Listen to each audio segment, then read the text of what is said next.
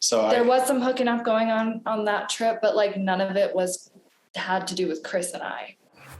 Okay, I am here now with Chris and Alana, who you may remember from the most recent season of Bachelor in Paradise. There's a lot to get into, but first, I do just want to say congratulations to you guys on being happy and together after this whirlwind adventure you went on. How are you?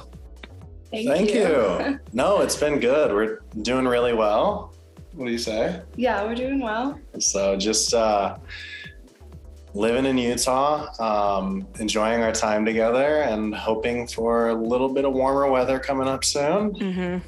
So, I mean, do you watch The Real Housewives of Salt Lake City? Side note, I have to ask anyone who lives in Utah. So it's actually sad. And this, I always get a lot of for this one, but the only one I'm friends with is Jen Shah. Stop. You know Jen Shah? Yeah. So funny story. She was like out with me and my friends like the day before she got arrested. When I asked that question, I thought I was just kind of being sarcastic. I had no idea you were going to tell me that you know Jen Shah. Oh my God. What is she like in real life? She's actually really cool and like not what you see on TV. Oh, wow. I'm okay. Wow. Okay. I could go on for that forever, but oh my God. Yes. Is there anything else you could tell me about Jen Shah before I move on? I mean, let's all be real. We all know how reality TV can make people look. And I think she's another good example of that because her husband is a football coach at the University of Utah. Like her family's a really well-known family. And so it's been interesting to see how she's portrayed on TV. I mean, were you guys who saw her the day before this all happened, were you just like, what the hell am I reading? Because I was trying to even understand what reading court documents. I pretend I'm a lawyer. When reality stars get into legal trouble, it's like wild to try to understand it. Were you just like, what am I looking at?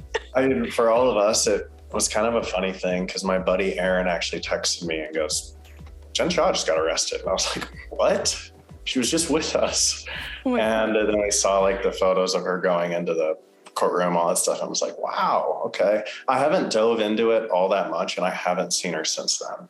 Wow. Well, season 2 is quite the ride. If you're ever really bored or stuck inside, we might have to check it out. You might have to. And honestly, all the stuff is crazy and the allegations are wild and like, who knows?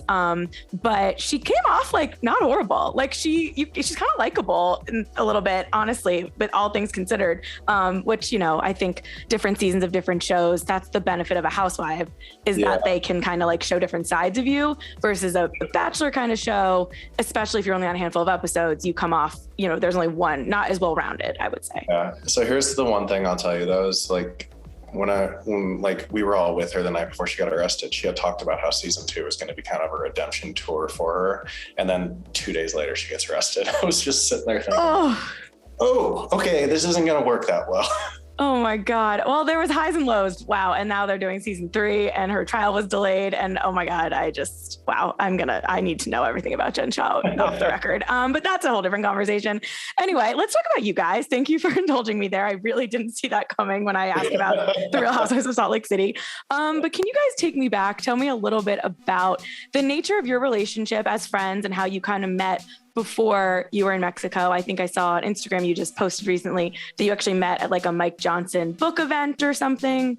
Yeah. I'm friends with Alea. She was on Peter's season and she lives in San Antonio where I used to live. And she called me one day and she's like, hey, we're going to go to Austin for Mike Johnson's premiere of the show he just produced. I'm like, okay, sounds good. So we get there and she's like, oh, by the way, we're picking up Noah and Chris from the airport. I'm like, okay, I'm hungry, but okay. So I was like kind of in a bad mood and their flights were delayed and Noah's flight was delayed. I was sitting in the airport. My food was delayed. Yeah, her food was delayed by about 3 hours. So that's a big deal. It is a big deal. It is. So they finally get in the car and I'm just in a bad mood and like Chris tells them he thinks I'm scary and he wants nothing to do with me. It was actually kind of funny. I knew Alea and I had become friends, in the meantime. And we were sitting in the car and Noah and I are in the back seat. Alana was in the front seat and we're in the drive-thru and she goes, I have to go to the bathroom. And she just gets out of the car to go to the bathroom. And I'm like, all right, she really had to go to the bathroom.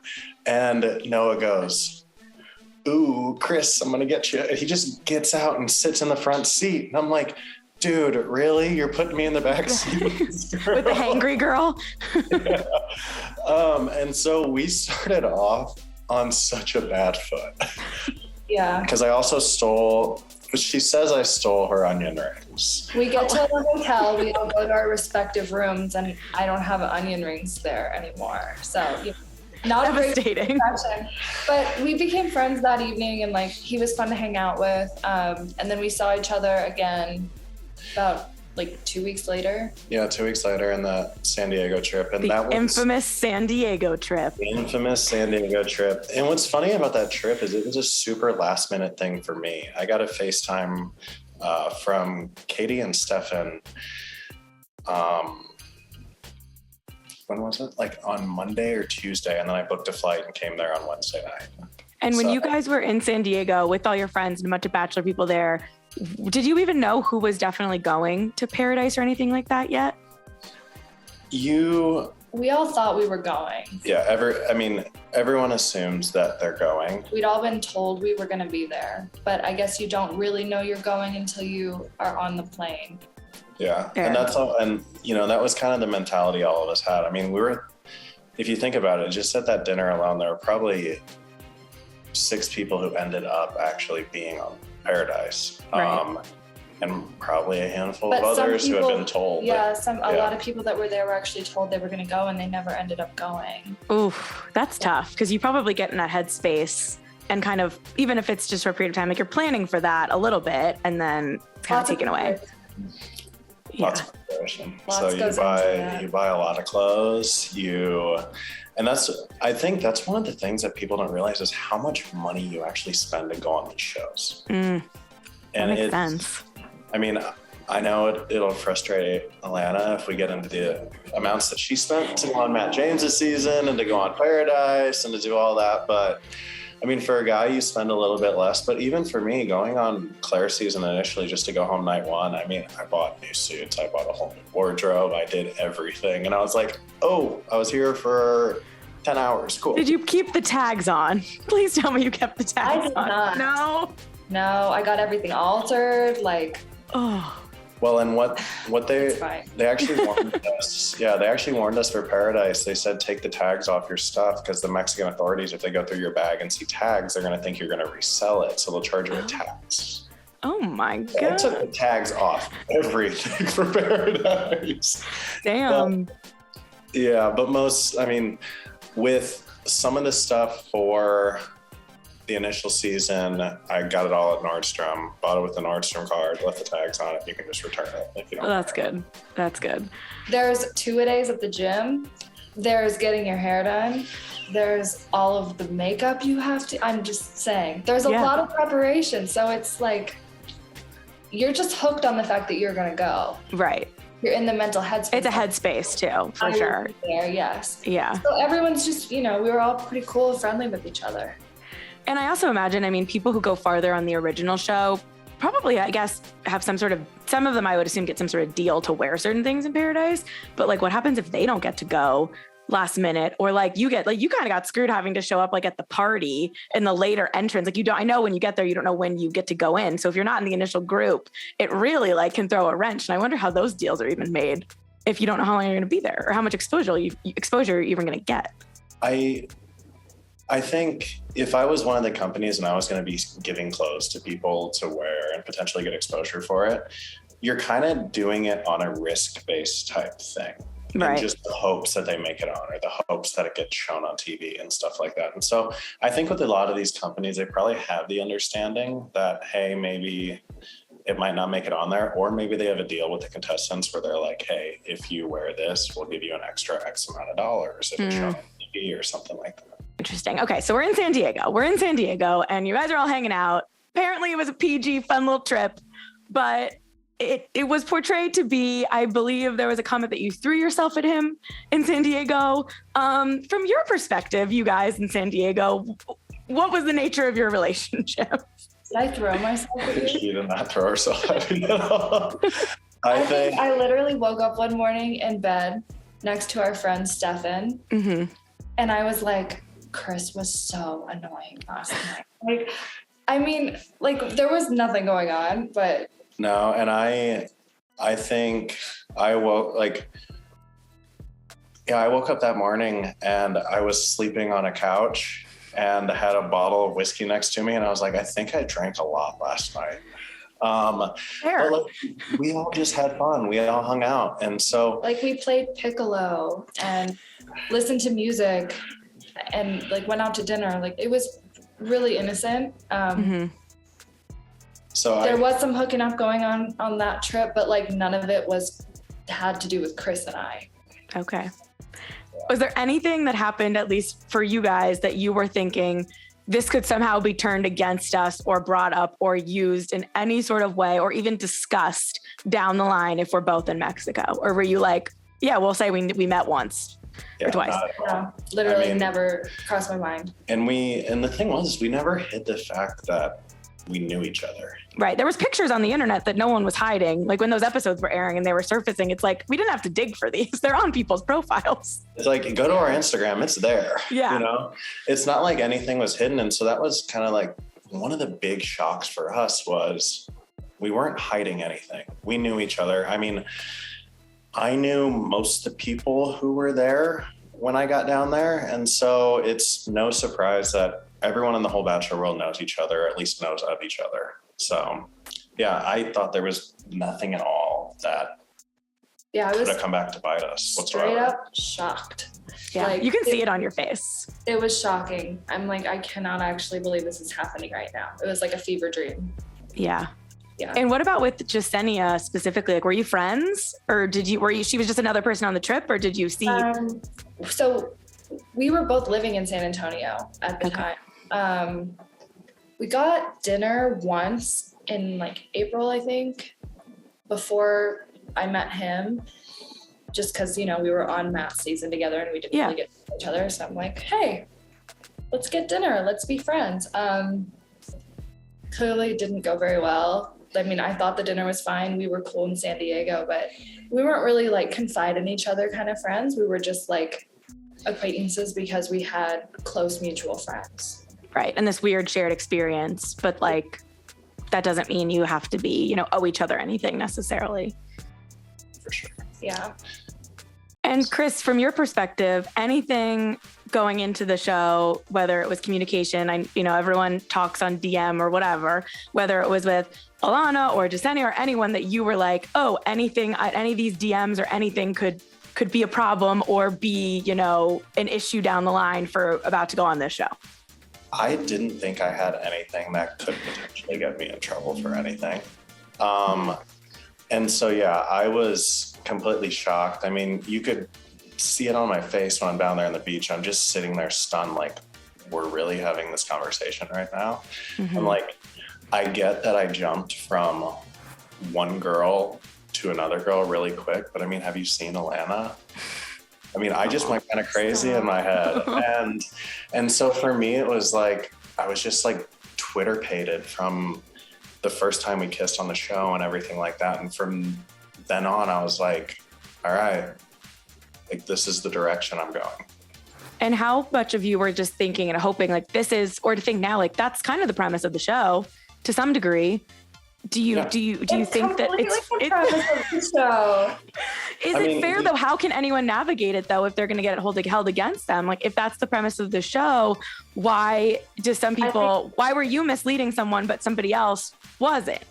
I think the bottom line with everything and why it went the way it did was because one, I came in when no one was expecting me to, and everyone thought like all of their connections were safe. Mm-hmm.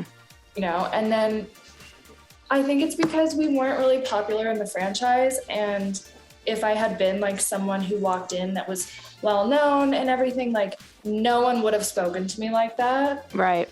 No one would have had an issue with Chris like that.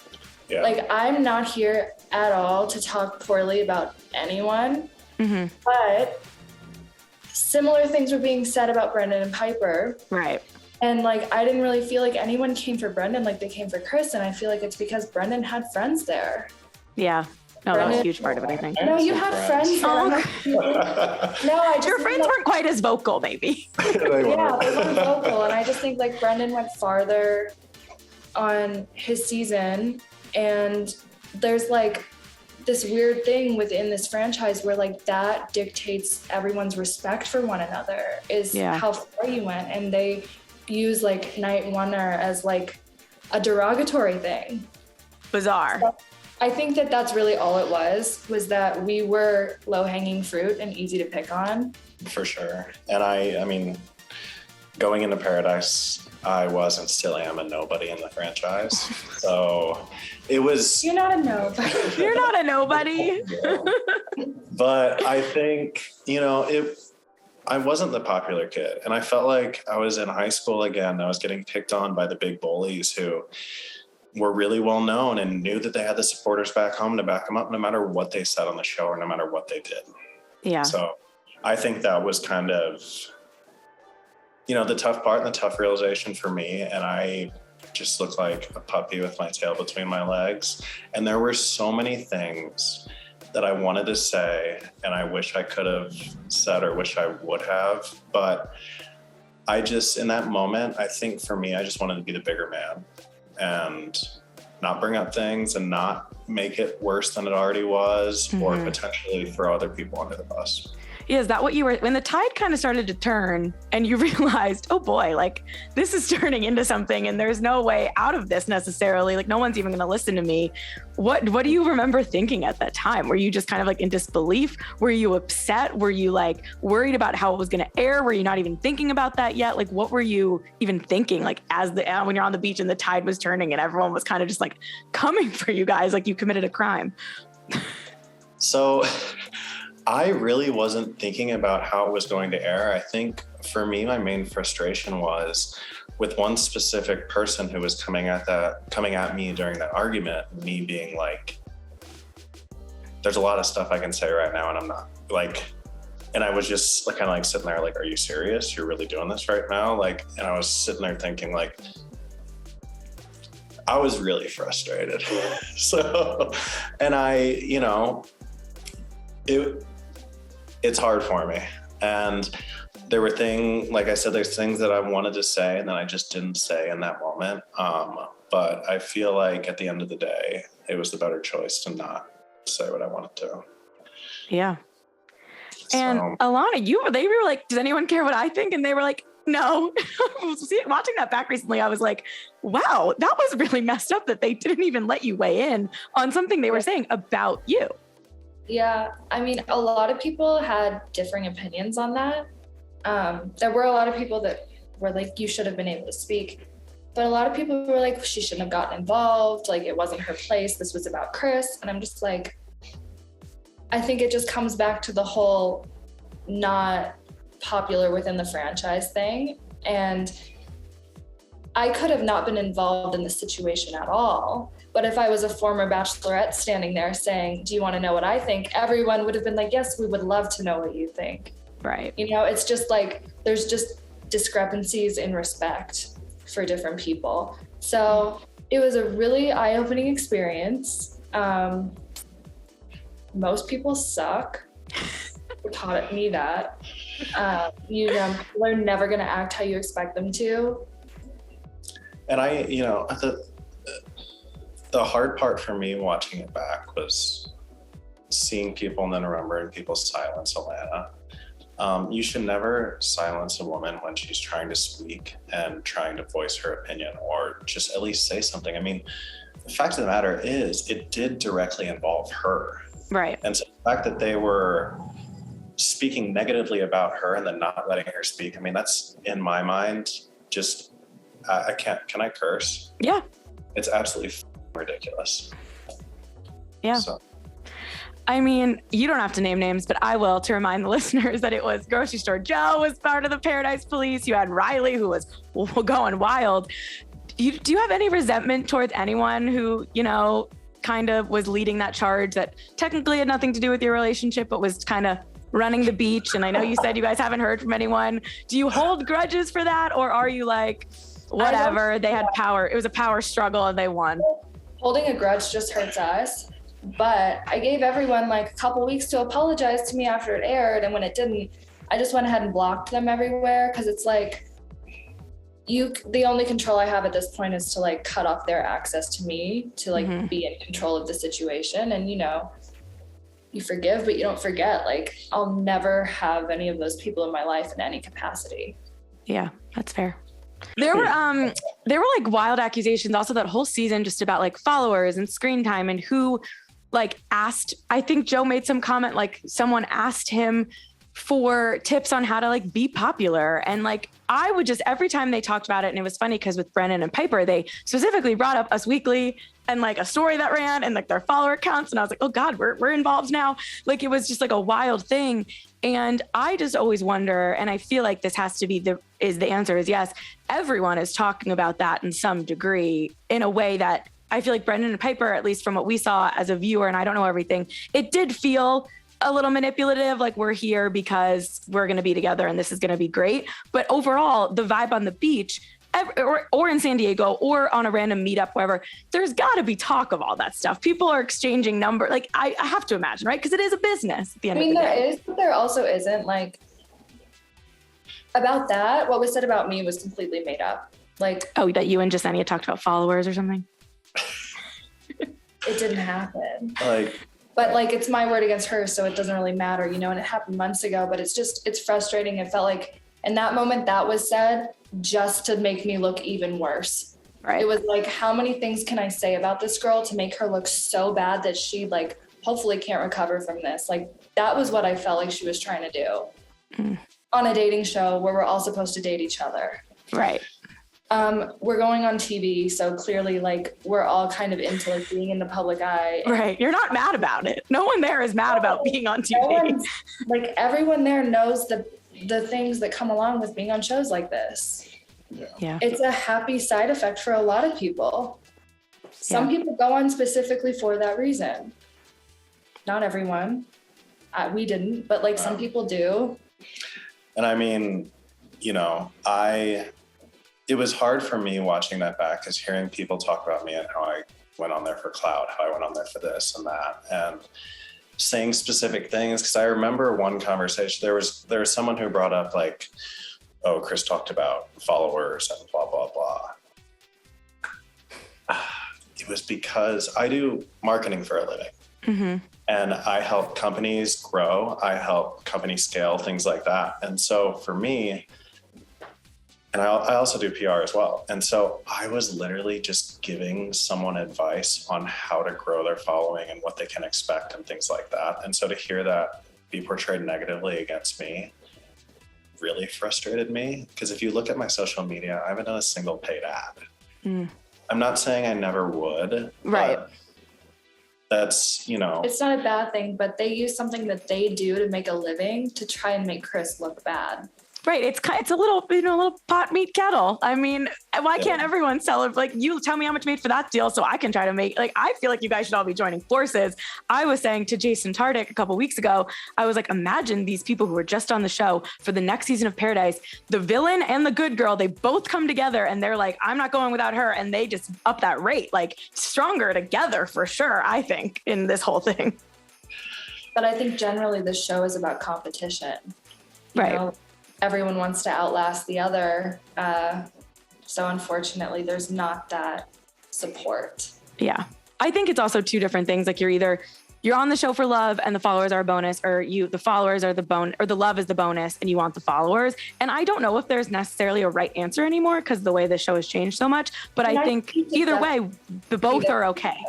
You should be there for love, or at least like, I went on Matt James season because I had been in lockdown in Canada for months in my apartment by myself, and I was going crazy. And I'm like, this is a good way for me to be around people and make new friends. And like, I didn't think that the likelihood that I would end up with him was super high.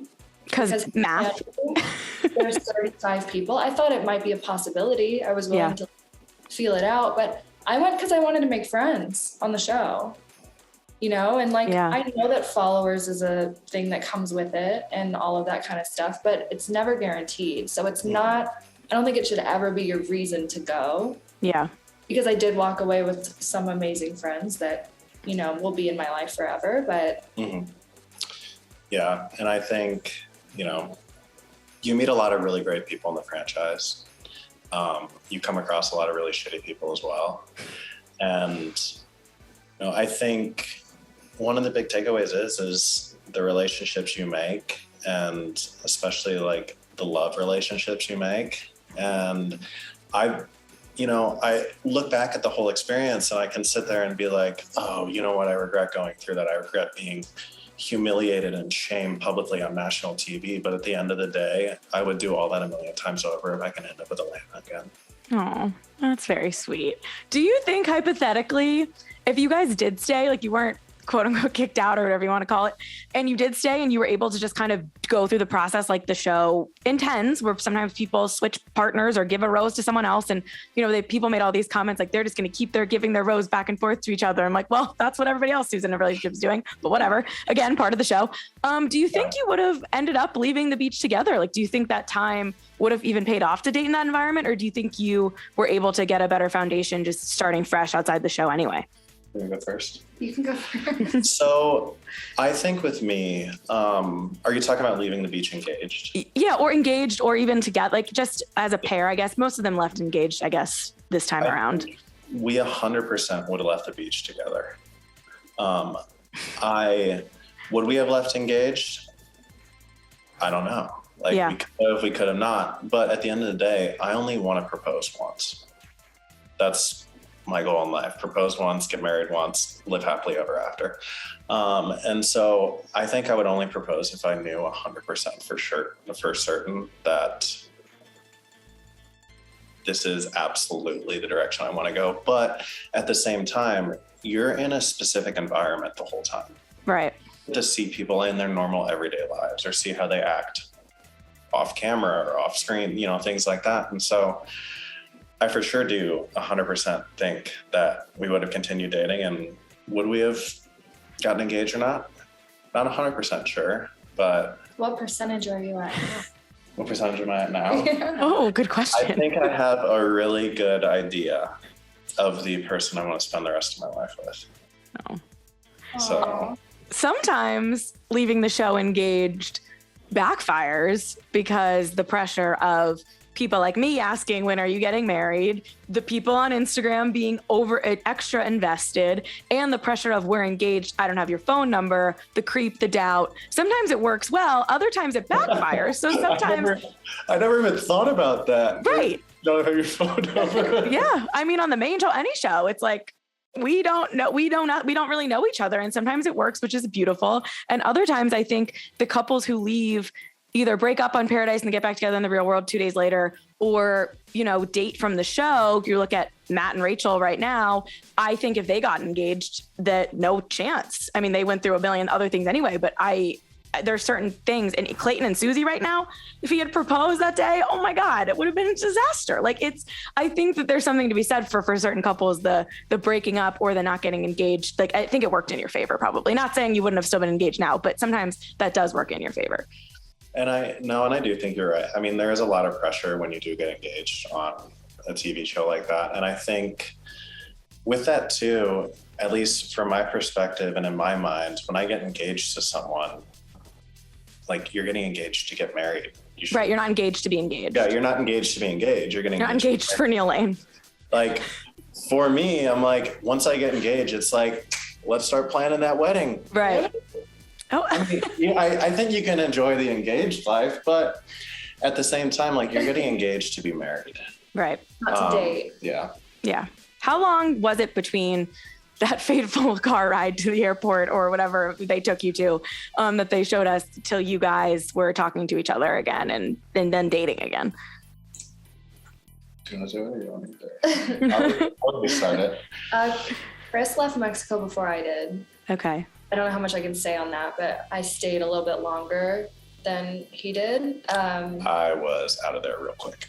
Okay, fair enough. And so I finally get my phone back, and I'm like, there's going to be paragraph on paragraph from this guy apologizing, being like, I don't know what happened. Like, I'm so sorry that I didn't say anything. Like, There was nothing. Crickets. Nothing. And I called like girls I know from the show and I'm like, have you heard from him? And they're like, yeah. Chris, what the hell? I know, it makes me look really bad. But I will say, I was just absolutely and completely mind leaving the show. Mm-hmm. There's a lot that's going through your head after a situation like that and like what I went through. And there's also other voices speaking to you who you highly trust, who may have told you that someone may not want to talk to you. So picking up what you're putting down. Yeah, but I think, you know, I regret not sending her a text message or a DM. But so then how did you finally reconnect? Who reached out to who? You texted him? Yeah. And you were like, I am willing for you to, you know, send me the flowers or to make an effort. Well, what's funny about that actually is, yeah, Alana texted me, and I think within about 15 minutes of her texting me, I sent her 24 long-stemmed roses. Oh, and all the roses you could have gotten in paradise. I know. And more. And it's also, honestly, it's kind of a weird thing being like, hey, what's your address? Right. I'm showing up. Like, it's one of those things, like, you know, it's kind of interesting, but yeah, I sent her 2,000. That'd be a lot. That'd be a grand gesture. Yeah. But I sent her 24 roses, and I think on the note I wrote, I couldn't give you a rose on paradise, like I promised, but here's 24. That's very sweet. That's very sweet. And yeah, and we kind of started chatting. What's funny is I actually had a work trip to go to San Antonio, I think, a month after she sent me that text message. And I thought a month was way too long. So the following weekend, I had a flight to San Antonio to go see Alana because we made such a strong connection on the beach. And it was like eating away at me not to explore that connection outside of that environment. And I just had to get down there. And so I went there as soon as I possibly could. Oh,